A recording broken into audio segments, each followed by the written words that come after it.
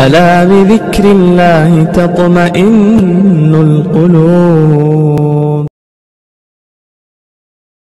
الحمد لله نحمده ونستعينه ونستغفره ونؤمن به ونتوكل عليه ونعوذ بالله من شرور أنفسنا ومن سيئات أعمالنا من يهده الله فلا مضل له ومن يضلل فلا هادي له ونشهد أن لا إله إلا الله وحده لا شريك له ونشهد أن سيدنا وسندنا وشفيعنا وحبيبنا ومولانا محمدا عبده ورسوله. أما بعد أعوذ بالله من الشيطان الرجيم. بسم الله الرحمن الرحيم.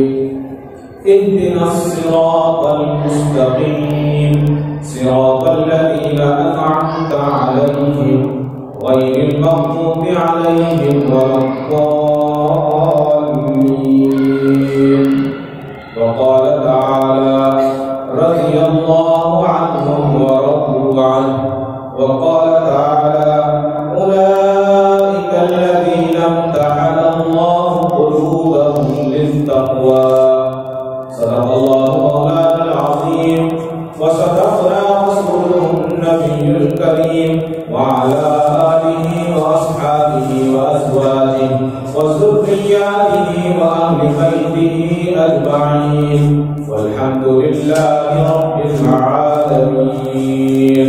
اسلام کی عظمت کے مینار ہے صحابہ، اسلام کی عظمت کے مینار ہیں صحابہ، گر چاند محمد تو ستارے ہیں صحابہ، گر چاند محمد تو ستارے ہیں صحابہ، واللہ ہمیں جان سے پیارے ہیں صحابہ. اس قوم کو ذرا بیدار تو ہونے دو، اس قوم کو ذرا بیدار تو ہونے دو، ہر شخص پکارے گا ہمارے ہیں صحابہ. محترم حضرات، بزرگوں اور بھائیوں، گزشتہ جمعہ صحابہ کرام رضوان اللہ تعالی عنہم اجمعین کی فضیلت اور ان کی مرتبت اور ان کے آقا مدنی صلی اللہ علیہ وسلم پر کیا احسانات تھے اور اسلام پر آپ کی کیا قربانیاں تھیں ہم نے سنی. اسی بات کو آگے بڑھاتے ہوئے وہیں سے شروع کرتا ہوں کہ گزشتہ جمعہ میں نے عرض کیا تھا کہ بہت ساری یہود اور نصارہ کی ایک سازشیں یہ ہیں کہ مسلمانوں کو اسلام سے دور کیا جائے، مسلمانوں کو قرآن سے دور کیا جائے، مسلمانوں کو حدیث سے دور کیا جائے، اور اس کا سب سے آسان راستہ اور سب سے آسان طریقہ سوشل میڈیا ہے. بہت ساری باتیں گزشتہ جمعہ سامنے آئی تھی. اصل میں ہر چند ماہ یا چند سال کے بعد یہودیوں کی ایک تنظیم یہ سازش کرتی ہے، نصرانی لوگ یہ سازش کرتے ہیں کہ کسی طرح سے مسلمانوں کے جذبات کو بھڑکایا جائے اور مسلمانوں کے جذبات سے کھیلا جائے. کبھی قرآن کے تعلق سے کیا گیا اور اکثر و بیشتر آقائے نامدار احمد مصطفیٰ حضرت محمد مصطفیٰ صلی اللہ تعالی علیہ وسلم کو لے کر کیا گیا. آپ پر نازیبا کلمات کہے جاتے اور گستاخیاں کی جاتی تو مسلمان چاہے کتنا ادنا اس کا ایمان ہو، کتنا کمزور اس کا ایمان ہو، لیکن الحمدللہ ثم الحمدللہ مسلمان گستاخی کو برداشت نہیں کرتا. اب انہوں نے ایک نیا طریقہ اپنایا، نیا راستہ ڈھونڈا. جس طرح سے پہلے زمانے میں چوریاں ہوا کرتی تھی، گھر میں چھت توڑ کر لوگ چور گھر میں داخل ہوا کرتے تھے، پھر زمانہ بدلا، دروازوں سے چور آنے لگے، پھر زمانہ بدلا کہ اس کو دھوکہ دے کر چوری کرنے لگے. آج کا زمانہ بدلا، لوگ جو ہیں انٹرنیٹ کے ذریعے اور موبائل کے ذریعے اور سوشل میڈیا کے جو دوسرے ذرائع ہیں یا سے اس کے ذریعے سے چوری کرنے لگے۔ بالکل اسی طرح سے سمجھنے کی بات ہے، ان لوگوں نے یہ سوچا کہ کوئی ایسا راستہ اختیار کیا جائے کہ جس راستے سے مسلمانوں کے ایمان کو سلب کر لیا جائے۔ تو اس کا ایک آسان راستہ یہ نظر آیا کہ نعوذ باللہ صحابہ کرام رضوان اللہ تعالی عنہم اجمعین کی شان میں گستاخیاں کی جائے اور مسلمانوں کے دلوں سے ان کی اہمیت کو ختم کر دیا جائے۔ اگر مسلمان کے دل میں اہمیت نہ رہی تو بتائیے کہ اسلام ہی کہاں رہے گا؟ جب صحابہ کی عظمت نہ رہی تو اسلام کیا رہے گا؟ کسی عالم دین بزرگ اللہ والے سے کسی نے ایک سوال کیا کہ میں آپ سے ایک مسئلہ معلوم کرنا چاہتا ہوں۔ پوچھا کہ کیا بات ہے؟ کہا کہ اگر کوئی اللہ کو نہیں مانتا تو وہ کیا ہے؟ ان عالم دین نے کہا کہ کافر ہے۔ کہا کہ صحابہ کو نہ مانے، رسول اللہ کو نہ مانے، کہا کہ وہ بھی کافر ہے۔ کہا کہ اگر صحابہ کو نہ مانے وہ کیا ہے؟ تو انہوں نے کہا کہ وہ اس سے بھی بڑا کافر ہے۔ کہا کہ یہ کیسے؟ اللہ تعالیٰ تو تمام کو پیدا کرنے والے ہیں، ان کو آپ کہہ رہے ہیں کہ کافر ہے اگر نہیں مانتا، اور اگر رسول اللہ کو نہ مانے تو کافر ہے، اور اگر صحابہ کو نہ مانے تو وہ اس سے بڑا کافر کیسے ہوا؟ تو انہوں نے بڑی اچھی بات کہی کہ اگر کوئی اللہ کو مانے یا نہ مانے اللہ کی ذات پر کوئی فرق نہیں پڑتا، اور اگر کوئی رسول اللہ کو نہ مانے تو بھی اللہ کی ذات پر کوئی فرق نہیں پڑتا۔ لیکن اللہ نے رسول اللہ کو بھی پیدا کیا اور صحابہ کو بھی پیدا کیا، اور صحابہ کرام رضوان اللہ تعالی عنہم اجمعین نے اسلام کی بنیادوں کو مضبوط کرنے میں حضور اکرم صلی اللہ علیہ وسلم کا ساتھ دیا۔ اگر کوئی صحابہ کو نہیں مانتا تو سمجھیے کہ وہ بالکل نچلے درجے کا کافر ہے، گویا اللہ کی خدائی کو بھی نہیں مان رہا ہے۔ اگر صحابہ کو نہیں مان رہا ہے، صحابہ کو بنانے والے بھی اللہ ہی ہے، ان کو پیدا کرنے والی ذات بھی اللہ کی ہے، اور حضور اکرم صلی اللہ علیہ وسلم کو بھیجنے والی بھی اللہ تعالیٰ ہے۔ تو آج تو یہ کوشش چل رہی ہے کہ نعوذ باللہ صحابہ کرام رضوان اللہ تعالیٰ عنہم اجمعین کی دل میں جو ہماری محبتیں ہیں ان کو نکال دیا جائے۔ اب مثال بہت آسان سی ہے سمجھنے کے لیے کہ اگر حضرت ابو ہریرہ رضی اللہ تعالیٰ کی محبت ہمارے دلوں سے نکل جاتی ہے، تو اگر حضرت ابو ہریرہ کی محبت نکل جاتی ہے اور ہم حضرت ابو ہریرہ کو نہیں مانتے تو حضرت ابو ہریرہ سے 5,500 حدیثیں ہیں وہ بھی ہم نہیں مانیں گے، اور ایک حدیث کو اگر نہ مانے تو اسلام سے خارج ہو جائے گا۔ تو گویا اسلام کی بنیادیں جو ہیں وہ صحابہ کرام رضوان اللہ تعالی عنہم اجمعین ہیں۔ حضرت ابو ہریرہ کون ہیں؟ بہت سارے لوگوں کو اسی میں شک رہتا ہے کہ حضرت ابو ہریرہ کون ہیں، ان کے نام کو لے کر حضرت ابو ہریرہ کے کئی نام آئے ہیں، جس میں سے سب سے مشہور نام بتایا ہے کہ عبد شمس کا مشرکانہ نام تھا۔ تو جب یہ حضور اکرم صلی اللہ علیہ وسلم کی خدمت میں آئے اور انہوں نے کلمہ پڑھا تو حضور اکرم صلی اللہ علیہ وسلم نے ان کا نام عبداللہ رکھ دیا۔ لیکن حضرت ابو ہریرہ کے تعلق سے آتا ہے کہ حضرت ابو ہریرہ رضی اللہ تعالیٰ کو بلی بہت پسند تھی۔ بلی کا بچہ ہمیشہ اپنے ساتھ میں رکھا کرتے تھے، چھوٹے سے بچپن میں تھے، چھوٹی عمر تھی، بچپن میں جب بکریاں چرانے کے لیے جایا کرتے تو بلی کے بچے کو اپنے آستین میں رکھ کر لے جایا کرتے، اتنی زیادہ محبت اور پیار کیا کرتے تھے بلی سے، اور آستین میں بلی کے بچے کو لے جاتے، اور جب بکریاں چرانے کا موقع ہوتا وہاں پر کسی جھاڑ پر کسی جگہ پر بلی کے بچے کو رکھ دیتے اور بلی کو چھوڑ دیتے اور اس کے بعد بکریاں چرایا کرتے۔ تو ایک مرتبہ جب گھر آئے تو انہوں نے دیکھا کہ ان کے والد نے کہ حضرت ابو ہریرہ کے یہاں پر آستین میں کچھ ہے۔ پوچھا کہ یہ کیا ہے؟ کہا کہ یہ بلی کا بچہ ہے۔ تو انہوں نے ہنس کر کہا کہ تم ابو ہریرہ ہو۔ تو انہیں یہ نام اتنا پسند آیا بلی کی وجہ سے کہ انہوں نے اپنی کنیت اور فیت ابو ہریرہ رکھ دی۔ تو حضرت ابو ہریرہ رضی اللہ تعالیٰ ان اصحاب میں سے ہیں جنہوں نے اپنی زندگی کا ایک بڑا حصہ حضور اکرم صلی اللہ علیہ وسلم کی صحبت میں گزارا، اور 5,500 حدیثیں حضرت ابو ہریرہ رضی اللہ تعالیٰ عنہ سے راوی ہیں. بہت مشہور واقعہ ہم بار بار احادیث میں سنتے ہیں کہ اتنی قسمہ پرسی تھی کہ خاموشی کے ساتھ اصحاب صفہ کے چبوترے پر بیٹھے رہتے. کئی دن گزر جاتے تھے کہ کھانا کچھ نہیں ملتا تھا، لیکن اس دروازے کو، اس جگہ کو نہیں چھوڑتے تھے. نہ چھوڑنے کی کیا وجہ تھی؟ صرف یہ وجہ تھی کہ کوئی حضور اکرم صلی اللہ علیہ وسلم کی زبان مبارک سے کوئی الفاظ نکلے اور ہمارے سے وہ مس ہو جائے، وہ چھوٹ جائے.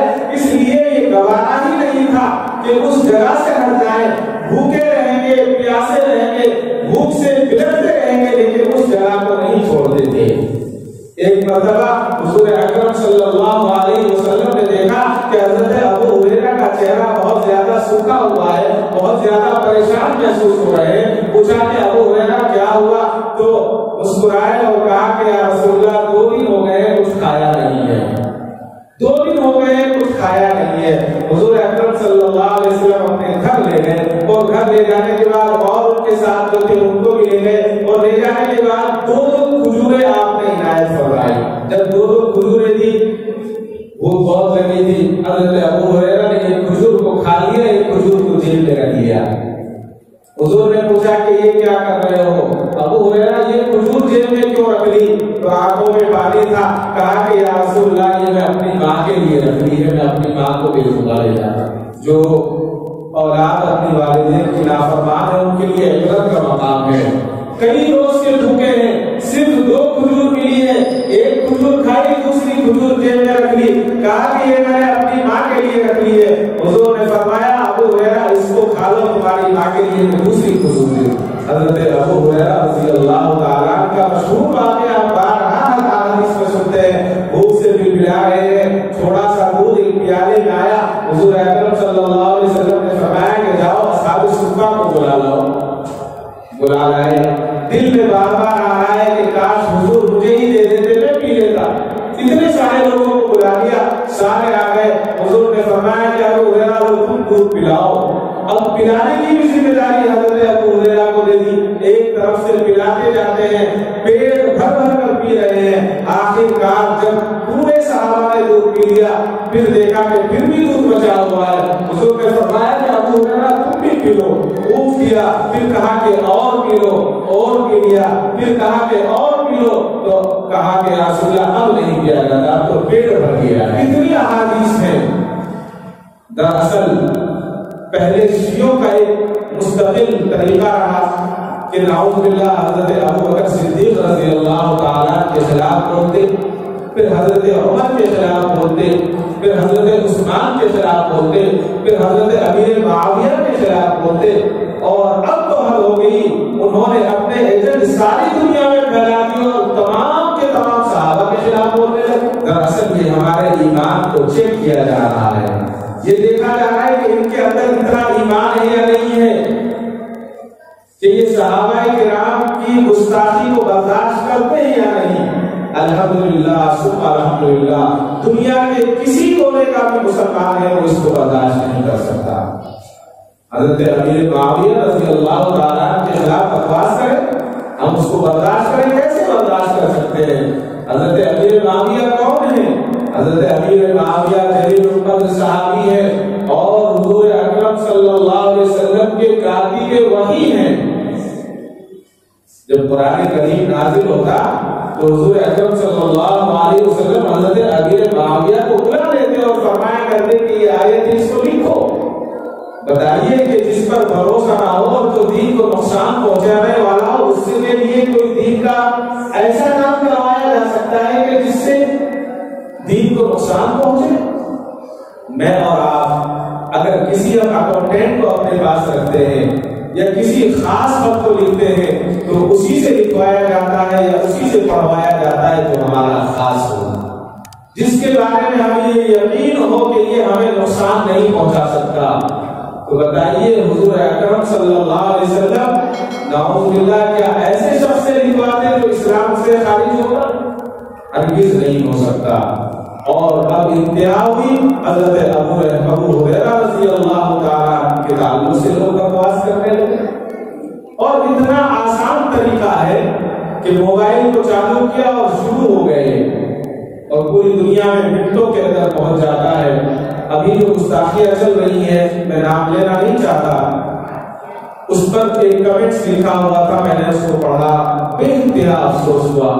کسی نے اس پہ لکھ رکھا تھا کہ مولانا آپ نے جو کہا ہے بہت اچھا کہا ہے، اور میرے دل میں پہلے ہی سے یہ بات آتی تھی کہ نعوذ باللہ صحابہ کی محبت کو زبردستی ہمارے دلوں میں بٹھا دیا گیا ہے۔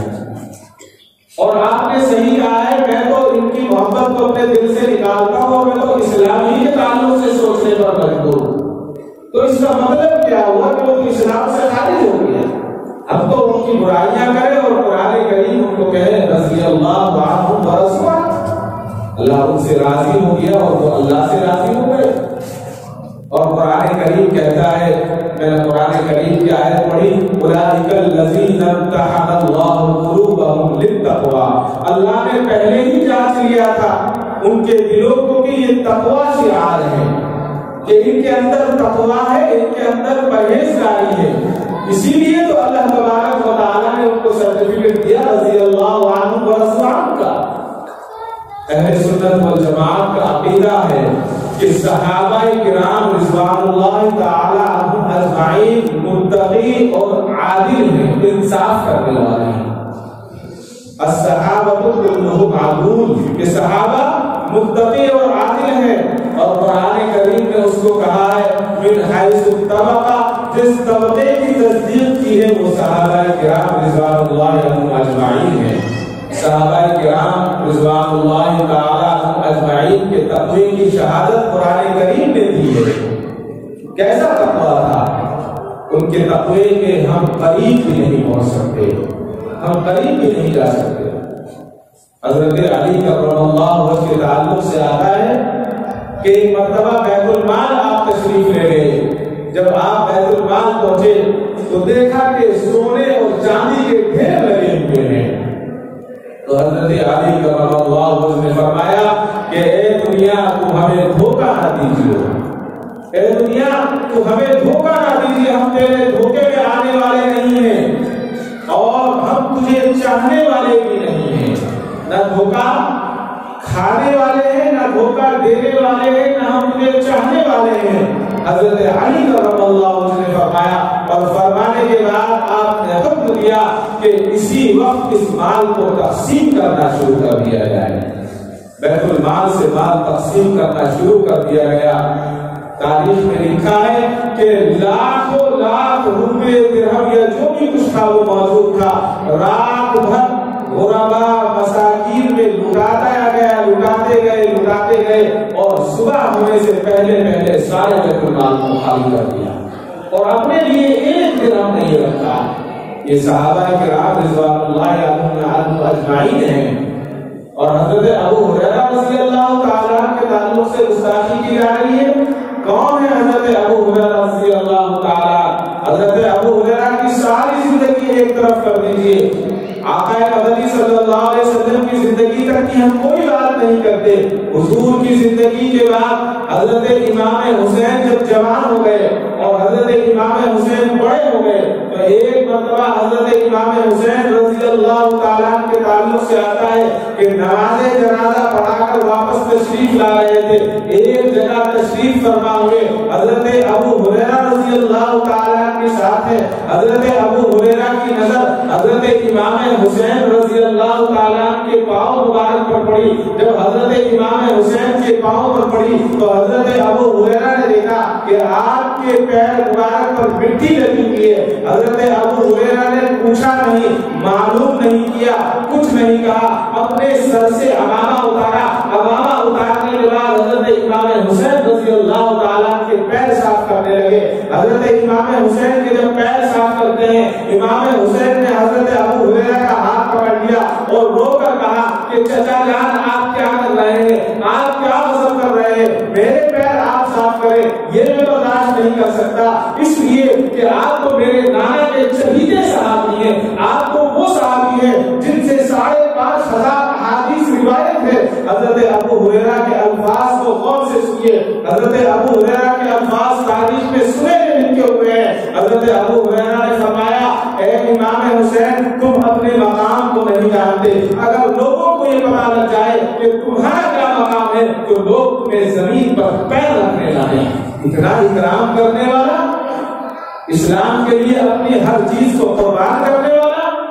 نعوذ باللہ آج ہمارے نوجوانوں کو ان کے خلاف اکسایا جا رہا ہے, اور ہمارے نوجوان بھی معاذ اللہ اللہ معاف فرمائے ان یوٹیوب کو دیکھ کر, ان چینلوں کو دیکھ کر کہتے ہیں کہ بالکل صحیح کہہ رہے ہیں, لچھے دار باتیں سن کر کہتے ہیں کہ صحیح کہہ رہے ہیں. شیطان تو کسی بھی شکل میں آپ کے سامنے آ سکتا ہے, میرے سامنے آ سکتا ہے, میرے اور آپ کے ایمان کو سب کر سکتا ہے اور کر رہا ہے. لہذا ہمیں اس پر خاص توجہ کی ضرورت ہے.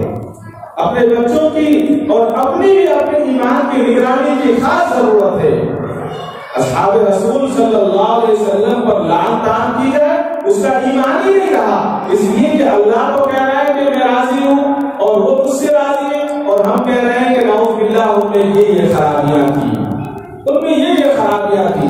اصل میں انسان جیسا چشمہ پہنتا ہے, چھوٹے بچے آئینہ لگاتے ہیں, ہرا کلر کا ہر چیز ہری نظر آتی ہے, کالا لگاتے ہیں کالا نظر آتا ہے, پیلا لگاتے ہیں تو پیلا نظر آتا ہے. وہی مثال میری اور آپ کی ہے. ہم اپنے ایمان کی روشنی سے تو دیکھتے نہیں ہے, عمل کی روشنی سے تو دیکھتے نہیں ہے, علم کی روشنی سے تو دیکھتے نہیں ہے. ہم صرف ایک چشمہ لگا لیتے ہیں, اس چشمے سے جیسا دکھتا ہے ویسا ہی کہتے ہیں. بالکل وہی مثال ہماری ہے. حضرت عمر فاروق رضی اللہ تعالی, حضرت ابو بکر رضی اللہ تعالی کیسے صحابہ ہیں. ایک مرتبہ حضور اکرم صلی اللہ علیہ وسلم تشریف فرمائے, حضرت عمر حضرت ابو بکر دونوں حضور سے ملاقات کے لیے آ رہے ہیں. اتنے میں حضور کی نظر پڑی, حضرت ابو بکر نے دیکھا, حضرت عمر نے دیکھا کہ حضور اکرم صلی اللہ علیہ وسلم نے جیسے ہی دونوں اصحاب کو دیکھا, اپنے دونوں صحابیوں کو دیکھا تو مسکرانے لگے, اور جب قریب پہنچے تو پھر آپ کا چہرہ متغیر ہو گیا, چہرہ تبدیل ہو گیا, سرخ ہو گیا. حضرت ابو بکر نے پوچھا کہ یا رسول اللہ صلی اللہ علیہ وسلم کون سی گستاخی ہوئی, جب ہم دور تھے تو آپ مسکرا رہے تھے اور قریب آئے تو آپ کا چہرہ متغیر ہو گیا. تو حضور نے فرمایا کہ جب تم میرے قریب آ رہے تھے اور میں تمہیں دیکھ رہا تھا تو تمہارے اور میرے درمیان شیطان کھڑا ہو گیا, اور شیطان نے ایک دعا کی کہ یا اللہ کا قیامت کے دن مجھے معلوم ہے عذاب دیا جائے گا, لیکن مجھے وہ عذاب نہ دینا جو ابو بکر اور عمر پر لعنت کرنے والے کو دیا جائے. شیطان بھی یہ دعا کر رہا ہے کہ مجھے یا اللہ وہ عذاب نہ دینا جو حضرت عمر اور حضرت ابو بکر پر لعنت بھیجنے والے کو عذاب دیا جائے گا. لہذا وہ سننے کے بعد جو لوگ حضور کا چہرہ یہ دیکھ رہا ہے اور حضور کا چہرہ متغیر ہو گیا ہے کہ جو حضرت ابو بکر اور حضرت عمر کو گالیاں دے گا تو حضور کے چہرے پر غصے کا آثار نمایاں ہوگا. ایک اور واقعہ لکھا ہے کہ ایک اجنبی عورت حضور اکرم صلی اللہ علیہ وسلم کی خدمت میں آئی اور کہا کہ میں آپ کے ہاتھ پر کلمہ پڑھنا چاہتی ہوں. حضور نے کلمہ پڑھا دیا. کلمہ پڑھنے کے بعد وہ عورت وہاں سے چلی گئی. بہت زمانے تک وہ نظر نہیں آئی. اس کے بعد ایک مرتبہ پھر آئی تو حضور نے پوچھا کہ اتنے زمانے تک تم کہاں تھی, تم چلی گئی تھی یہاں نظر نہیں آئی. تو اس نے کہا کہ میں قوم قاف پر گئی تھی, ایک پہاڑی تھے, وہاں میرے والدین رہتے تھے, میں ان کو دیکھنے کے لیے گئی تھی کیسے ہیں. اور پھر اس عورت نے کہا کہ یا رسول اللہ صلی اللہ علیہ وسلم میں نے وہاں ایک عجیب واقعہ دیکھا, وہ میں آپ سے پوچھنا چاہتی ہوں. حضور نے فرمایا جی بتاؤ. کہ واقعہ یہ تھا کہ وہاں ایک شخص دعا کر رہا تھا. وہ دعا یہ کر رہا تھا کہ یا اللہ کل قیامت کے دن حضور حضرت ابو بکر اور حضرت عمر کی محبت مجھے نصیب فرمانا. کہا کہ اچھا. کہ پھر دوسرا شخص یہ دعا کر رہا تھا کہ یا اللہ کل قیامت کے دن حضرت ابو بکر اور حضرت عمر کو جو گالیاں دیتے ہیں ان کو جو عذاب دیا جائے گا وہ عذاب سے مجھے بچانا, وہ عذاب مجھے نہ دینا. تو حضور اکرم صلی اللہ علیہ وسلم نے ارشاد فرمایا کہ پہلی دعا کرنے والے حضرت خضر علیہ السلام تھے اور دوسری دعا کرنے والا شیطان تھا. تو احادیث سے معلوم ہوتا ہے کہ حضور اکرم صلی اللہ تعالی علیہ وسلم کے اصحاب ان کی کوئی چھوٹی اہمیت نہیں ہے اور کوئی چھوٹی سی فضیلت نہیں ہے۔ قرآن کریم میں مفسرین نے لکھا ہے کہ 750 آیات ایسی ہیں جن میں صحابہ کرام رضوان اللہ تعالی عنہم اجمعین کے تذکرے اور ان کی فضیلتوں کو بیان کیا گیا ہے۔ 750 آیات، اور کچھ لوگ ابھی علماء کرام نے اس وقت کام شروع کیا ہے دوسرے ممالک میں، وہ تو یہ بتا رہے ہیں کہ 1200 سے زیادہ آیات ایسی ہیں قرآن کریم کی جن میں حضرات صحابہ کرام رضوان اللہ تعالی عنہم اجمعین کے تعلق سے کہا گیا ہے۔ یہی تو وجہ ہے کہ شعراء کرام نے بڑے بڑے دیوان لکھے صحابہ کی فضیلت پر، بڑی بڑی منقبتیں لکھی، ہزاروں کتابیں لکھی اور قیامت تک لکھتے رہیں گے، لیکن حقیقت یہ ہے کہ ان کے فضائل اور مناقب ہم پوری زندگی لکھتے رہیں گے تو مکمل نہیں ہو سکتے۔ اگر پوری دنیا حضور اکرم صلی اللہ علیہ وسلم کے صحابہ پر نعوذ باللہ پوری دنیا بیٹھ کر لعنت کرے تو آپ کی فضیلت میں ذرہ برابر کمی نہیں آ سکتی، اور اگر پوری دنیا بیٹھ کر ان کی فضیلت کو بیان کرے تو ان کی فضیلت بیان نہیں ہو سکتی۔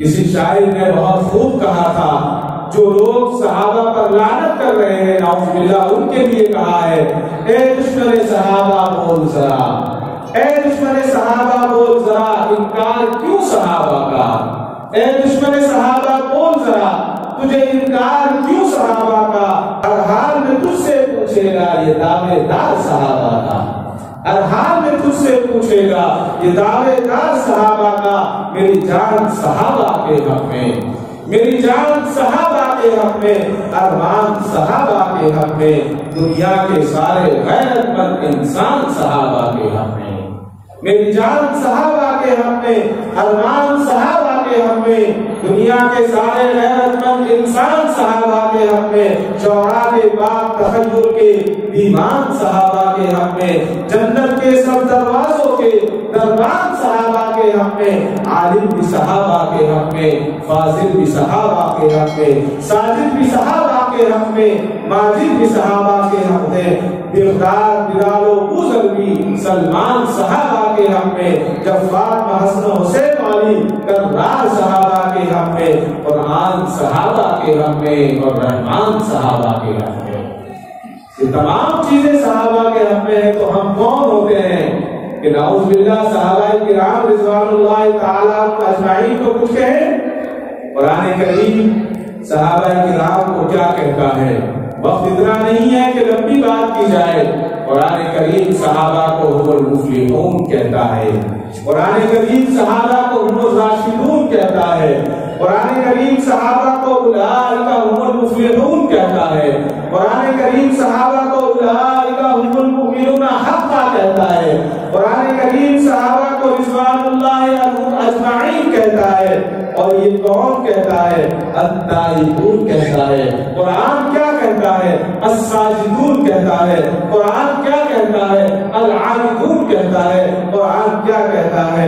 الراشدون کہتا ہے۔ اور یہ قرآن کے صحابہ کون ہیں؟ یہ صحابہ حضور کے وفادار ہیں، یہ صحابہ حضور کے جانثار ہیں، یہ صحابہ حضور کی نبوت کے گواہ ہیں، یہ صحابہ وہ ہیں جنہوں نے حضور کے پیچھے ابتدا میں نمازیں پڑھی ہیں، یہ صحابہ کون ہیں جنہوں نے سیرت کو اپنی آنکھوں سے دیکھا ہے، یہ صحابہ کون ہیں جنہوں نے حضور کے معجزات کو دیکھا ہے، یہ صحابہ کون ہیں جنہوں نے حضور سے قرآن کو پڑھا ہے، یہ صحابہ کون ہیں جنہوں نے حضور سے قرآن کو سنا ہے، یہ صحابہ کون ہیں جنہوں نے حضور اکرم صلی اللہ علیہ وسلم کے اوپر نازل ہونے والے قرآن کو اپنے ہاتھوں سے لکھا ہے۔ ایسے صحابہ کے تعلق سے ہم بدگمان ہوں؟ بڑے صحابہ کی بات چھوڑیے، جو عام صحابی تھے، جو بالکل عام صحابی تھے، ان کی بھی فضیلت وہی ہے کہ کوئی بزرگ، کوئی ابدال، کوئی کتب ان صحابہ کے مقام کو نہیں پہنچ سکتا۔ حضرت جابر بن عبداللہ رضی اللہ تعالیٰ کے تعلق سے آتا ہے، مشہور صحابی رسول نہیں ہے، عام صحابی ہیں، صحابی کے تعلق سے آتا ہے، گھر میں آئے آئے بہت پریشان تھے، بہت زیادہ اداس تھے. بیوی نے معلوم کیا کہ کیا بات ہے، پریشان لگ رہے ہو، بہت تکلیف میں محسوس ہو رہے ہو. کہا کہ ہاں اداس ہوں، پریشان ہوں. کہیں کیا پریشانی ہوئی؟ کہنے لگے کہ یہ دیکھ رہا ہوں کہ میرے مال میں بہت مال جمع ہو رہا ہے، میرا مال بہت زیادہ جمع ہو رہا ہے، اور اللہ تبارک و تعالیٰ اتنا عطا فرما رہے ہیں کہ روز بروز میرے مال میں بڑھوتری ہوتی جا رہی ہے. عجیب بات ہے، میں اور آپ ہوتے تو خوش ہوتے کہ میرے پاس 2 تھے آج 4 ہو گئے، 4 تھے آج 10 ہو گئے. وہ صحابی تھے. کیسے صحابی؟ کہتے ہیں کہ بیوی سے کہ میں پریشان ہوں، غم زدہ ہوں کہ میرا مال بڑھ رہا ہے. صحابیہ تھی، بیوی بھی نہیں تھی. بیوی نے کہا پریشان ہونے کی کیا ضرورت ہے، اس سے پریشان ہونے کی کیا ضرورت ہے، ایسا کرو کہ مال کو غربا میں تقسیم کر دو. کیسا ایمان تھا. کہا کہ بہت اچھی بات کہی ہے. فوراً اپنے منشی کو بلایا، جو حساب لکھتے تھے ان کو بلایا، اور بلا کر کہا کہ فوراً مدینے میں اعلان کرا دو اور مال تقسیم کرنا شروع کر دو. جتنا مال تھا مدینے کی گلیوں کے غربا اور مساکین، یتامہ مساکین سب آ رہے تھے اور بھر بھر کر ان کو دے رہے ہیں. کوئی ناپ نہیں، کوئی تول نہیں، کوئی گننا نہیں. صبح ہو گئی، صبح تک سارا مال ختم ہو گیا. گھر میں آئے تو بڑے خوش تھے. بیوی نے کہا کیا ہوا؟ کہ اللہ تجھے جزائے خیر عطا فرمائے، تو نے اتنا اچھا مشورہ دیا، سارا کا سارا مال تقسیم کر دیا. منشی سے پوچھا، بانٹنے والے سے پوچھا کہ کیا کیا؟ کہا کہ حضور 6 لاکھ کے سارے تقسیم کر دیے، سارے کے سارے تقسیم کر دیے. یہ کون صحابی تھے؟ یہ وہی تھے جو ایمان سے پہلے 1 درہم کے لیے قتل کر دیا کرتے تھے.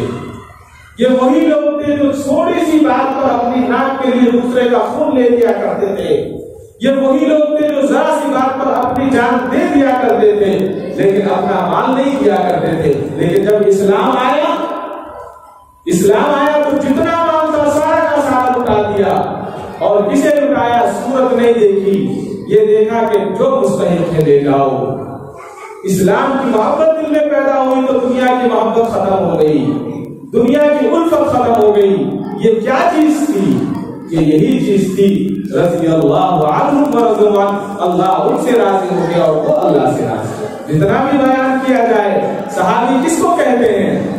صحابی اس کو کہتے ہیں جس نے حضور اکرم صلی اللہ علیہ وسلم کو ایمان کی حالت میں دیکھا ہو. اگر کسی نے ایمان کی حالت میں حضور کو دیکھ لیا تو وہ صحابی ہے. اور پھر فرمایا حضور اکرم صلی اللہ علیہ وسلم نے جس نے مجھے ایمان کی حالت میں دیکھا اس پر جہنم کی آگ حرام ہے. حضور فرماتے ہیں جس نے مجھے ایمان کی حالت میں دیکھا اس پر جہنم کی آگ حرام ہے. بتائیے حضور اس کو جنتی بتائے اور نعوذ باللہ اس کو جہنمی کہے؟ تو اس سے یہ پتہ لگتا ہے کہ ہمارے اندر ایمان نہیں ہے.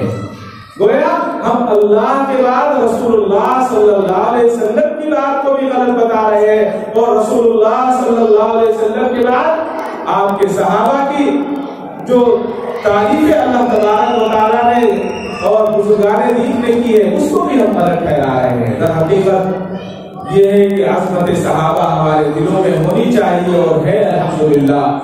اور ہمارا ایمان بھی یہی ہے کہ صحابی جتنے صحابی ہیں وہ تمام کے تمام سب سے افضل ہیں مسلمانوں میں.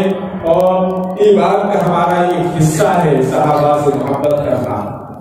بہت سارے واقعات ہیں، وقت کم ہے، ایک واقعے پر اپنی بات کو ختم کرتا ہوں. صحابی کون تھے؟ حفیظ جالندھری ایک بہت مشہور شاعر گزرے، انہوں نے بڑا اچھا ایک مقطع کہا ہے، ایک شعر کہا ہے. یہ پہلا جیش دنیا میں، یہ پہلا جیش دنیا میں افواج الہی کا، یہ پہلا جیش دنیا میں افواج الہی کا، جسے اعلان کرنا تھا خدا کی بادشاہی کا، جسے اعلان کرنا تھا خدا کی بادشاہی کا. یہ لشکر ساری دنیا میں انوکھا تھا، نرالا تھا. یہ لشکر ساری دنیا میں انوکھا تھا، نرالا تھا. اس لشکر کا افسر کالی کمری والا تھا. حضور اکرم صلی اللہ علیہ وسلم میدان جہاد میں، جنگ کا میدان ہے، ایک خیمہ لگا ہوا ہے، حضرت ابوبکر صدیق رضی اللہ تعالیٰ انتظار کر رہے ہیں کہ رسول اللہ کب باہر تشریف لائے۔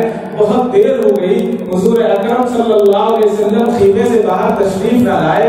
حضرت ابوبکر کو پریشانی ہوتی ہے، حضرت ابوبکر خیمے میں اندر گئے تو دیکھتے کیا ہے، خیمے میں چھت تو تھی نہیں۔ حضور اکرم صلی اللہ علیہ وسلم نے دونوں دستے مبارک آسمان کی طرف اٹھا رکھے ہیں اور اللہ سے دعا کر رہے ہیں، اے اللہ میرے یہ 313 آدمی بہت مختصر سے لوگ میں تیری بارگاہ میں لے کر آ گیا ہوں، ان کو کفار و مشرکین کے مقابلے لے کر آ گیا ہوں، آج تو انہیں فتح نصیب فرمانا۔ اگر ان کو نقصان ہو گیا تو اسلام کو نقصان ہو جائے گا۔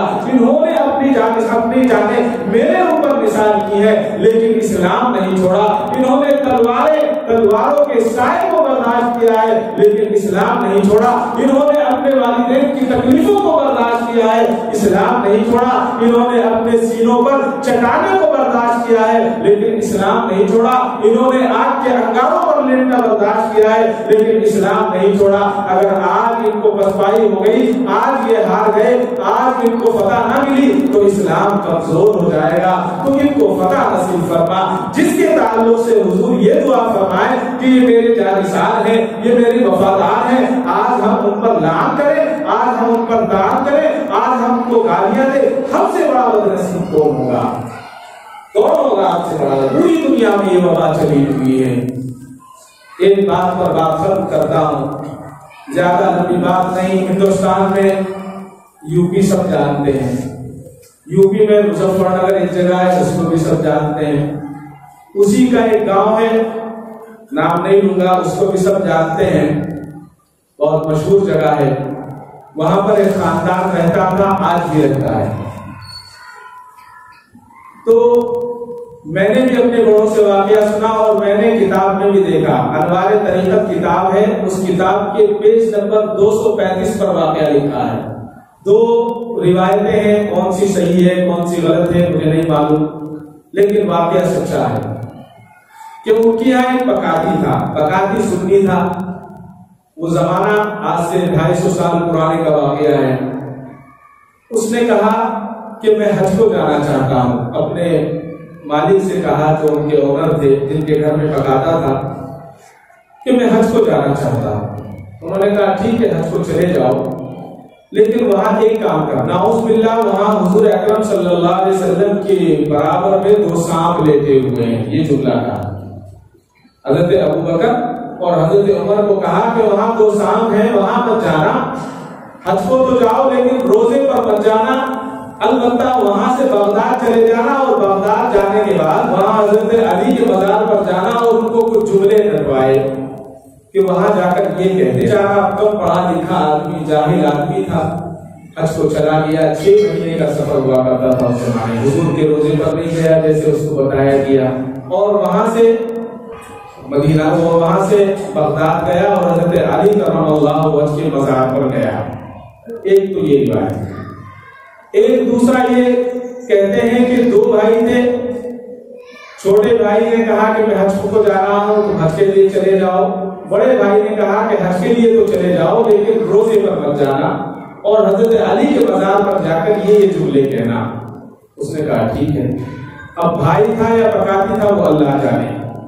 یہ شخص وہاں گیا، جانے کے بعد حضرت علی کرم اللہ وجہ کے مزار پر جانے کے بعد اس کو جو یاد کروایا گیا تھا، رٹوایا گیا تھا، اس نے وہ جملے وہاں آ رہے، تو اس کو وہاں نیند آ گئی، غنودگی آ گئی۔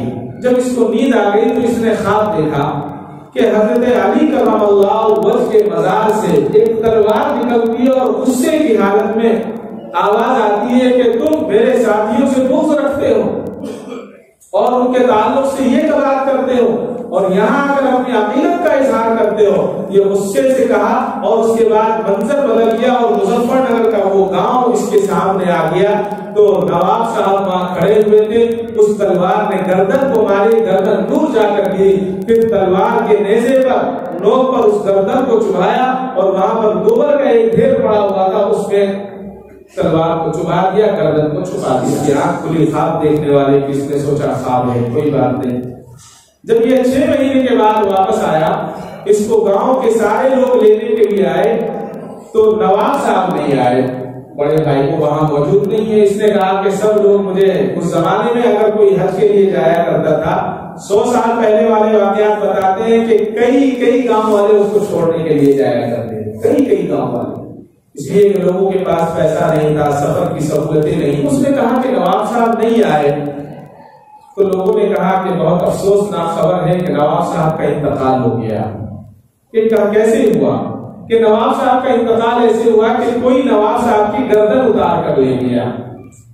انتقال ایسے ہوا کہ کوئی نواب صاحب کی گردن اتار کر لے گیا۔ یہ شخص اسی جگہ کھڑا ہوا ہے جہاں خواب میں اس نے خواب دیکھا تھا، گاؤں کے باہر۔ اس کو فوراً خواب یاد آیا، اس نے کہا کہ گردن کا تو مجھے پتا ہے۔ کہا کیا پتا ہے؟ کہ گردن اس کے اندر ہے جو گوبر کا ڈھیر لگا ہوا ہے۔ گوبر کا ڈھیر ہٹایا تو اس کے اندر سے نواب صاحب کی گردن، سارا کا سارا خاندان سنی ہو گیا، سلمان ہو گیا۔ پہلے شیعہ تھے، وہ سید بتاتے تھے اپنے آپ کو، اب وہ سنی ہو گئے، آج بھی وہ لوگ موجود ہیں۔ تو کہنے کا مطلب یہ ہے کہ اللہ تبارک و تعالیٰ نے ان کی تعریف بیان نہیں کی ہے، بلکہ آج بھی ان کے تعلق سے دکھا رہے ہیں کہ صحابہ کا کیا مقام ہے۔ ایک شاعر نے بہت اچھی مطلب لکھی ہے، اس پر اپنی بات کو ختم کرتا ہوں۔ روشن کی بہار صحابہ ہیں، گلشن کی بہار صحابہ ہے، مطلع انوار صحابہ ہیں، دشمن پر چلتی تلوار صحابہ ہے بات محمد عربی کی، کیا بات محمد عربی کی، اونچا کردار صحابہ ہے۔ جنگ احد، بدر اور خیبر میں کچھ دیکھ ایثار صحابہ کا، اور دشمن صحابہ بول ذرا تجھے کیوں انکار صحابہ کا، قرآن پڑھ کر دیکھ ذرا ہے فرض اکرام صحابہ کا، اسلام پہ اپنی جانیں دی یہ تھا اسلام صحابہ کا، دنیا میں کل دنیا میں پھیلایا بھی اللہ نے کام صحابہ کا، نبیوں کے بعد اس دنیا میں اعلیٰ ہے مقام صحابہ کا، جاہل ان کی تنقیس نہ کر تو دیکھ ایمان صحابہ کا، ہاں مجھ کو ہے ناز ابھی میں ہوں غلام صحابہ کا، لے شوق سے نام صحابہ کا، کر چرچا عام صحابہ کا، گر طلب ہے تجھ کو جنت کی پلہ تھام صحابہ کا۔ اللہ سے دعا فرمائے اللہ تبارک و تعالی ہمیں صحابہ کرام رضوان اللہ تعالی اجمعین کے نقش قدم پر چلنے کی توفیق عطا فرمائے۔ کعبے پہ پڑی جب پہلی نظر، کیا چیز ہے دنیا بھول گیا، کیا چیز ہے دنیا بھول گیا۔